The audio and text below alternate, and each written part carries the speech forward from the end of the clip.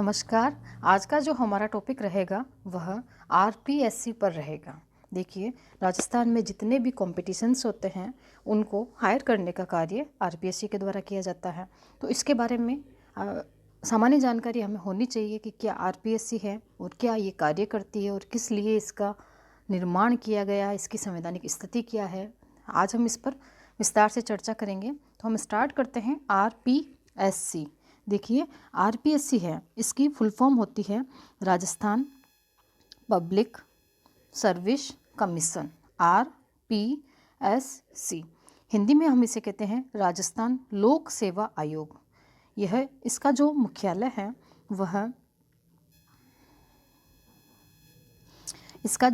है वह गुगरा घाटी कहाँ पर स्थित है? अजमेर। देखिए, हमने यहाँ पर बात कही है कि आरपीएससी का मुख्यालय गुगरा घाटी नामक स्थान पर अजमेर में स्थित है। संवैधानिक स्थिति की अगर हम बात करें कि आरपीएससी की संवैधानिक स्थिति क्या है, इसका मतलब क्या है, देखिए कि संविधान में किस स्थान पर आरपीएससी के निर्माण, इसके गठन के बारे में चर्चा की गई है, या फिर कोई ऐसा अनुच्छेद जिसमें ये लिखा हो कि भाई प्रत्येक राज्य में एक आरपीएससी नाम की एक संस्था होगी। ठीक है, देखिए, आरपीएससी की बात करें तो इसकी संवैधानिक स्थिति की हम बात करते हैं। संवैधानिक स्थिति में हम देखते हैं संविधान के कुल कितने भाग हैं? 22, जिनमें से संविधान का जो भाग 14 नंबर है, ठीक है, भाग 14 के अंदर हमें आरपीएससी का वर्णन मिलता है। अगर अनुच्छेद की हम बात करते हैं, आर्टिकल्स की हम बात करते हैं, तो 315 से लेकर के 323 यहाँ तक आरपीएससी के विषय में हमें सामान्य जानकारी प्राप्त हो जाती है। तो देखिए, इतिहास पर हम थोड़ी सी चर्चा करते हैं कि आरपीएससी कहाँ से आया, तथा दूसरा हम देखते हैं कि प्रारंभ में आरपीएससी किस स्थान पर था।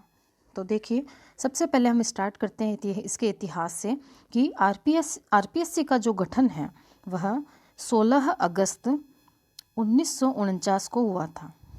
16 अगस्त इस दिन इसकी घोषणा हो रही है, एक आदेश जारी किया जा रहा है कि राजस्थान में भी आरपीएससी होगी, जो कि एग्ज़ाम्स करवाने, शोध कार्य करने, बहुत सारे कार्य हैं, हम आगे देखेंगे इनका।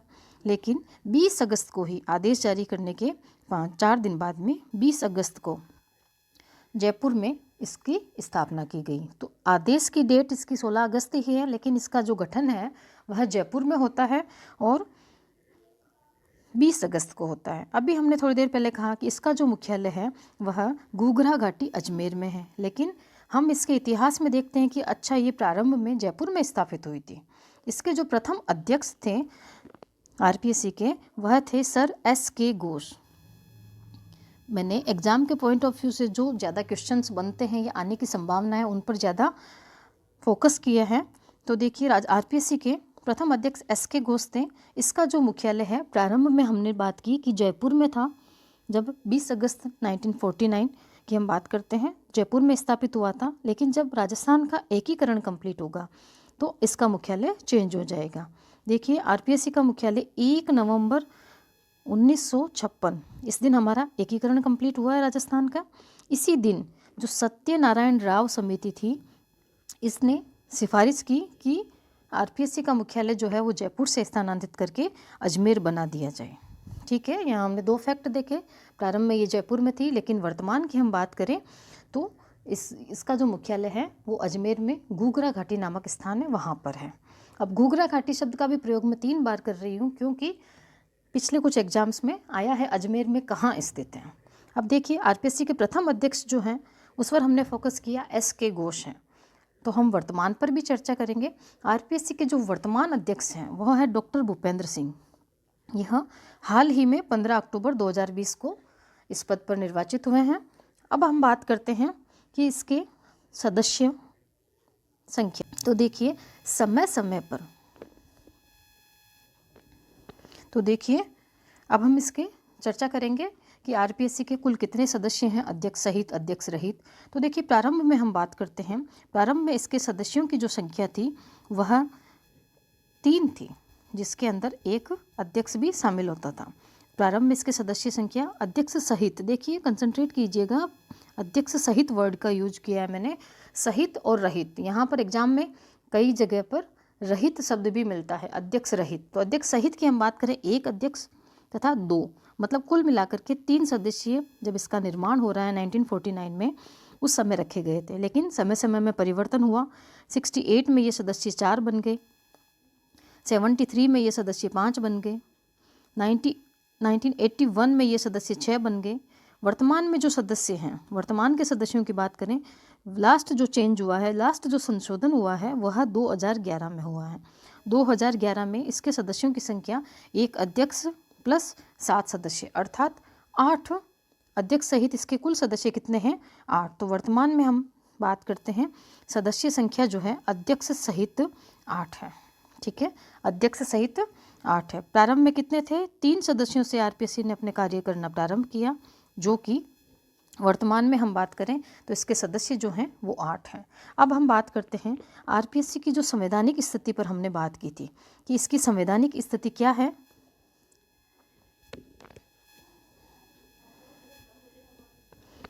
उस पर हम थोड़ी सी चर्चा करेंगे, सामान्य परिचय लेते हुए चलेंगे।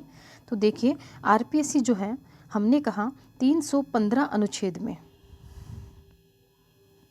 थोड़ी सी चर्चा करते हुए चलेंगे, सामान्य परिचय लेते हुए चलेंगे, क्योंकि इससे रिलेटेड जो संविधान में अनुच्छेद वर्णित है उन पर डायरेक्ट प्रश्न भी बनता है, और जिन्हें आरपीएससी के बारे में जानकारी चाहिए उन्हें भी ये पता होना चाहिए कि संविधान में इस तरीके से आर्टिकल्स डाले हुए हैं जिनमें जो बातें लिखी हुई है उनका रूपांतरित हम देखते हैं कि अनेक संस्थाएं हैं, जैसे कि सेंटर में हम देखें तो यूपीएससी और राज्यों में हम देखें तो आरपीएससी। तो यहाँ हम देखते हैं अनुच्छेद 315(1). अनुच्छेद 315(1) क्या कहता है कि प्रत्येक राज्य में एक लोक सेवा आयोग होगा। ये बात कौन कह रहा है? अनुच्छेद 315 कह रहा है, उसमें भी हमने एक पार्ट डाला है अनुच्छेद 315(1). दूसरे की बात करते हैं, अनुच्छेद 315(2) क्या कहता है? वह कहता है कि जरूरी नहीं है कि प्रत्येक राज्य में एक लोक सेवा आयोग हो, 2 या 2 से अधिक राज्यों का भी एक लोक सेवा आयोग हो सकता है। यहाँ हमने देखो 2 में क्या बात करता है, 2 में 2 की बात करता है, 1 में 1 की बात कर रहा था। ठीक है, 2 या 2 से अधिक राज्यों में हम संयुक्त रूप से हम कह सकते हैं वहाँ पर लोक सेवा आयोग का गठन किया जा सकता है। आरपीएससी के जो गठन होता है या इसके जो अध्यक्ष हैं उनका जो गठन होता है, सदस्य हैं जिनका चुनाव की हम बात करें, ये सभी कार्य राष्ट्रपति के द्वारा संपन्न किए जाते हैं। और इस्तीफे की बात अगर हम करें, अपने त्याग पत्र की बात करें, तो भी वो राष्ट्रपति को ही सौंपा जाता है। अब नेक्स्ट हम बात करते हैं अनुच्छेद 316। 15 में हमने क्या किया? गठन की बात की। 15(1) एक लोक सेवा आयोग के गठन की बात करता है, और 15(2) 2 या 2 से अधिक राज्यों में एक की बात करता है। अनुच्छेद 316 कहता है कि मुख्यमंत्री की सलाह पर राज्यपाल के द्वारा इनके अध्यक्ष व सदस्यों की नियुक्ति तथा इनके कार्यकाल का निर्धारण किया जाएगा। 16 में इनको नियुक्त तथा कार्यकाल के बारे में बात की गई है। 17 में खतरा कह सकते हैं हम, हटाने की बात करेगा। अनुच्छेद 317 जो है वह इन सदस्यों की बर्खास्तगी या फिर हम कह सकते हैं निलंबन, इनके बारे में बात करता है। 18 की हम बात करते हैं तो कुछ आरपीएससी के जो सदस्य बनते हैं उनके लिए कुछ सेवा शर्तें, कुछ नियम बनाए गए हैं, उन सदस्यों के लिए कुछ नियम बनाए गए हैं, उन पर विस्तार से इसमें वर्णन किया गया है। 319 कहता है कि आरपीएससी का सदस्य पर क्या क्या कार्य करने पर कुछ प्रतिबंध लगाए गए हैं, कि जब वो सदस्य नहीं हैं तो उन पर क्या क्या प्रतिबंध हो सकते हैं, उन प्रतिबंधों पर चर्चा की गई है। अनुच्छेद 320 में हम कह सकते हैं 20 कर्तव्य, आरपीएससी में जो कार्य करेगा उसको 20 कर्तव्यों का पालन करेगा। 21 मतलब एक ज़्यादा कर्तव्यों में वृद्धि की शक्ति की बात की गई है। अनुच्छेद 322 की हम बात करें तो इसमें आयोग के विस्तार पर वर्णन किया गया है, सदस्य संख्या का विस्तार है या फिर उसके कार्य शक्ति का विस्तार है, उन पर बात की गई है। आयोग का अनुच्छेद 323 कहता है कि आयोग अपना वार्षिक प्रतिवेदन तैयार करेगा। देखो, प्रत्येक साल अपना प्रतिवेदन, अपनी रिपोर्ट तैयार करता है ये, जिसमें इसने साल भर में जो कार्य किए होते हैं उनका लेखा जोखा किया होता है। यह जो रिपोर्ट है वह राज्यपाल को वो देता है, और राज्यपाल के द्वारा ही इसे विधानसभा में रखा जाता है। तो आयोग का वार्षिक प्रतिवेदन जो तैयार किया जाता है वह किसको सौंपा जाता है? अध्यक्ष के द्वारा राज्यपाल को सौंपा जाता है। यह हमने सामान्य परिचय देखा है, हमें पता होना चाहिए। अनुच्छेद 315 से लेकर के 323 तक लोक सेवा आयोग के गठन, उनके कार्य, उन आदि पर चर्चा की गई है। देखिए, अनुच्छेद 315(1) में हम चर्चा कर चुके हैं कि प्रत्येक राज्य जो है उसमें एक लोक सेवा आयोग होगा और 315(2) में हमने कहा कि 2 या 2 से अधिक राज्यों का संयुक्त रूप से एक लोक सेवा आयोग होगा। अब बात आती है अनुच्छेद 316 की। तो देखिए, मुख्यमंत्री की 316(1) क्या कहता है कि सीएम की सलाह पर राज्यपाल के द्वारा आरपीएससी का गठन होगा। आरपीएससी के जो सदस्य हैं उनमें से 50% सदस्य 10 वर्ष तक केंद्र या फिर राज्य सरकार में गवर्नमेंट सर्विस में रहे हुए होने चाहिए। शर्त ध्यान से देखिए आप कि मुख्यमंत्री की सलाह पर हम कह रहे हैं कि राज्यपाल के द्वारा उसके अध्यक्ष की और सदस्यों की नियुक्ति हो रही है। अनुच्छेद 316 में ये बात समझाता है कि उन सदस्यों में से 50% सदस्य, कितने, 50% सदस्य मिनिमम 10 वर्ष तक गवर्नमेंट जॉब में, चाहे वह सेंट्रल लेवल की हो चाहे वह स्टेट लेवल की हो, उसमें कार्य किया हुआ होना चाहिए। दूसरा यह कहता है कि जब अगर अध्यक्ष पद है, आरपीएससी का जो अध्यक्ष पद है वह रिक्त है, तो वहाँ का जो वरिष्ठ सदस्य होगा वह कार्यवाहक अध्यक्ष कहलाएगा। यह कहीं लिखा नहीं है पर यह परंपरा चलती अब तक आई है। तो 316 में हमने मुख्यमंत्री की सलाह पर जो 50% सदस्य हैं उनकी योग्यता के बारे में हमने बात कही है। अनुच्छेद 316 क्या कहता है? 316(2) कहता है कि इनका जो कार्यकाल होगा वह 6 वर्ष की अवधि या फिर 62 वर्ष की आयु, जो भी पहले हो। तात्पर्य यह है, इनमें से जो पहले हो, 6 वर्ष पहले होंगे तो भी वह पद से हट जाएंगे, और अगर 6 वर्ष कार्यकाल पूर्ण नहीं हुआ, उससे पहले वो 62 ईयर्स के हो चुके हैं, 62 वर्ष के हो चुके हैं, तो भी उन्हें अपने पद से हटना जरूरी होता है। कि जो सदस्य हैं उनकी पदावधि के संबंध में, उसकी पुनर्नियुक्ति के संबंध में हम एक कंसेप्ट समझेंगे। देखिए, सदस्य अपनी पदावधि की समाप्ति पर उस पद पर पुनर्नियुक्त नहीं हो सकता है। तात्पर्य यह है, देखिए यहाँ मैंने एक समझाने के लिए बनाई है कि यहाँ जो सदस्य बैठा है, अर्थात अगर कोई आरपीएससी का सदस्य है वह यूपीएससी का सदस्य तो बन सकता है, संघ लोक सेवा आयोग का सदस्य बन सकता है, उसका अध्यक्ष बन सकता है, अन्य कोई लोक सेवा आयोग है, अन्य कोई पीएससी है दूसरे राज्य की, जैसे मध्य प्रदेश की, राजस्थान का अगर कोई आरपीएससी सदस्य है जैसे मध्य प्रदेश की, या फिर हम आसपास में देखें यूपी हरियाणा आसपास के जो भी राज्य हैं, उनका अध्यक्ष बन सकता है। क्या बन सकता है? अध्यक्ष बन सकता है। एक सदस्य है यहाँ पर, वह अध्यक्ष तो बन सकता है परंतु वह दूसरे राज्य में जाकर के पुनः सदस्य नहीं बन सकता, अर्थात अप की स्थिति में रहेगा, अप स्टेयर चढ़ेगा। मैंने यहाँ पर अप स्टेयर बनाया है कि कोई भी सदस्य है वो अध्यक्ष तो बन सकता है कहीं पर भी जाकर, परंतु पुनः सदस्य नहीं बन सकता। वो सदस्य किसका बन सकता है? तो अपने से जो बड़ी संस्था है यूपीएससी, संघ लोक सेवा आयोग, उसका सदस्य वो बन सकता है। तो वह अध्यक्ष की हम बात करते हैं। आरपीएससी के जो अध्यक्ष हैं, ये हमने बात की। आरपीएससी के जो सदस्य हैं वह किन किन पदों पर निर्वाचित हो सकते हैं आगे जाकर के? यूपीएससी का सदस्य, यूपीएससी का अध्यक्ष या पीएससी का अध्यक्ष हो सकता है, लेकिन आरपीएससी का अध्यक्ष है, उदाहरण के लिए जो भूपेंद्र सिंह है अभी वर्तमान में यहाँ के जो अध्यक्ष हैं, वह भविष्य में किस पद पर नियुक्त हो सकते हैं? तो वह सिर्फ यूपीएससी के सदस्य या फिर यूपीएससी के अध्यक्ष बन सकते हैं, अन्य किसी भी राज्य में वह अध्यक्ष नहीं बन सकते हैं। तो आरपीएससी की हम बात करते हैं तो आरपीएससी जो है उसका अध्यक्ष या सदस्य, दोनों में से अध्यक्ष या सदस्य जो भी हो, अगर वो अपना त्यागपत्र देगा तो वह राज्यपाल को सुपुर्द करेगा। यह हमने अनुच्छेद 316 के बारे में विस्तृत से जानकारी ली है। अब हम देखते हैं अनुच्छेद 317। आरपीएससी के अध्यक्ष व सदस्यों को हटाने की प्रक्रिया के बारे में अनुच्छेद 317। मैंने बताया था आपको 17 में खतरा, मतलब उनको पद से हटाया जा रहा है, उनके पद को खतरा है। अनुच्छेद 317 में ये बात लिखी है कि राष्ट्रपति के द्वारा साबित कदाचार के आधार पर अनुच्छेद 145 में विहित जो प्रक्रिया है उसके आधार पर राज्यपाल जांच के दौरान उन्हें निलंबन कर सकता है। 2 आधार पर ये इनको पद से हटाया जा सकता है, या तो स्वयं राष्ट्रपति इसे हटाएगा, वह एक आधार प्रस्तुत करेगा जिसके अंदर उसे संविधान के उल्लंघन की बात कहीं मिलेगी। दूसरा, फिर राज्यपाल उसकी जांच करेगा और जांच के दौरान उसका निलंबन कर सकता है। ये 2 ही तरीके हैं आरपीएससी के अध्यक्ष और सदस्य को हटाने के लिए। नेक्स्ट हम बात करते हैं आरपीएससी सचिवालय की। तो देखिए, एक प्रशासनिक संस्था है आरपीएससी, इसके जितने भी कार्य हैं वह सचिवालय के द्वारा किए जाते हैं। देखिए आरपीएससी सचिवालय अजमेर में ही स्थित है।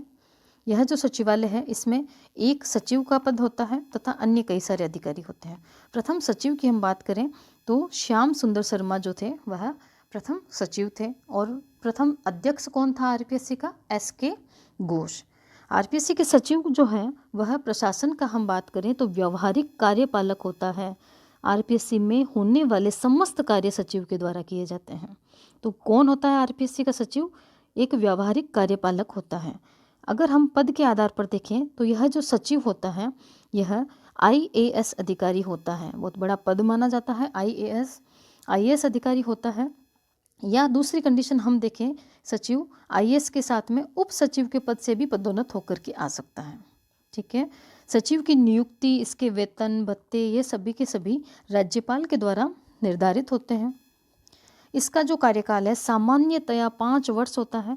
अगर इसके विरुद्ध में कोई अनुशासनात्मक कार्यवाही हो जाती है या कोई कार्यवाही करने का अधिकार रखता है तो वह स्वयं आरपीएससी का अध्यक्ष होता है। अब आरपीएससी की सचिवालय की हमने बात की, जो समस्त कार्य हैं वो सचिवालय के द्वारा किए जाते हैं, सचिव के द्वारा किए जाते हैं। 5 साल जिसका कार्यकाल होता है, आईएएस अधिकारी होता है, उसे हम आरपीएससी का या फिर अन्य कोई सचिव बना सकते हैं। अब इसके संगठनात्मक स्वरूप की हम बात करते हैं कि आरपीएससी का जो संगठनात्मक स्वरूप है उसकी हम चर्चा करें तो देखिए आरपीएससी जो है उसकी संगठनात्मक संरचना क्या कहती है कि इसमें कुछ विभागों में कार्य को वितरित किया गया है। इसकी संगठनात्मक संरचना की बात करती हूँ मैं कि कुछ विभागों में, कुछ संभागों में विभक्त किया गया है। जैसे कि प्रशासनिक संभाग जो सरकारी कार्य होते हैं वो ये संपन्न करवाता है। भर्ती संभाग तो समस्त प्रकार की भर्तियाँ, आरएएस से लेकर के एलडीसी तक की भर्तियाँ। ठीक है। सबसे बड़ी भर्ती हम कह सकते हैं आरएएस की और छोटी हम कह सकते हैं एलडीसी की। जैसे टीचर्स में हम देखते हैं 1st grade, 2nd grade, 3rd grade. ठीक है। अन्य मंत्रालय कर्मचारी, जितनी भी जो भर्तियां होती है वह आरपीएससी के इस संभाग के द्वारा की जाती हैं। ठीक है। कितनी भर्तियां निकलेगी यह डिसाइड करेगा। प्लस इन सभी भर्तियों के लिए परीक्षा का आयोजन इस अन्य तीसरा विभाग जो है परीक्षा संभाग, इसके द्वारा किया जाता है। इसके अलावा हम देखें लेखा संभाग हो गया, विधि संभाग हो गया, एक आता है शोध संभाग। हमने स्टार्टिंग में कहा था कि अनुच्छेद 323 में वर्णित है कि आरपीएससी अपना वार्षिक प्रतिवेदन तैयार करेगी। तो वो जो वार्षिक प्रतिवेदन तैयार किया जाता है वह आरपीएससी के इस शोध संभाग के द्वारा तैयार किया जाता है। तो हमने यहाँ पर आरपीएससी के कितने संभाग देखे? 6, जो कि भिन्न भिन्न कार्य करते हैं। आरपीएससी के प्रमुख जो कार्य हैं, क्या क्या कार्य करता है, तो देखिए मोटा मोटी हम समझने का प्रयास करते हैं। आरपीएससी जो है किस स्थान पर कितने पद रिक्त हैं या फिर नए पद सृजित करने हैं, नव सृजित पदों पर भर्ती करनी है, इन सब का कार्य करती है। समस्त प्रकार की परीक्षाओं का संचालन करती है। प्रमोशन किसी का करना है, पदोन्नति करनी है तो वह करती है। किसी का ट्रांसफ़र एक स्थान से दूसरे स्थान पद का स्थापन करना है तो करती है। कर्मचारियों पर अगर कोई कार्य कर्मचारी के द्वारा गलत तरीके से किया गया है तो उन पर जो अनुशासनात्मक कार्यवाही होती है वह आरपीएससी के द्वारा की जाती है। कारण बताओ नोटिस के माध्यम से की जाती है। ट्रांसफ़र वाला काम आरपीएससी स्वयं करती है। न्यायिक मामलों में जैसे कि खर्च आदि के मामलों में सरकार को परामर्श देने का कार्य भी करती है। मैंने यहाँ पर परामर्श शब्द का प्रयोग किया है, अर्थात इसके अधिकार क्षेत्र में नहीं, ये सिर पे परामर्श दे सकती हैं। इसके अलावा प्रतिवर्ष, इस पर हम 2 बार बात कर चुके हैं, प्रतिवर्ष जो भी कार्य किया जाता है उन सभी कार्यों का एक रिपोर्ट बनाती है, एक प्रतिवेदन तैयार करती है और वो राज्यपाल को प्रेषित करती है। यह हमारे आरपीएससी के अन्य प्रमुख कार्य हैं। मेरी जानकारी के हिसाब से अब तक आरपीएससी के बारे में सामान्य जानकारी आप प्राप्त कर चुके हैं। इसी प्रकार चैनल से जुड़े रहिए। Thank you.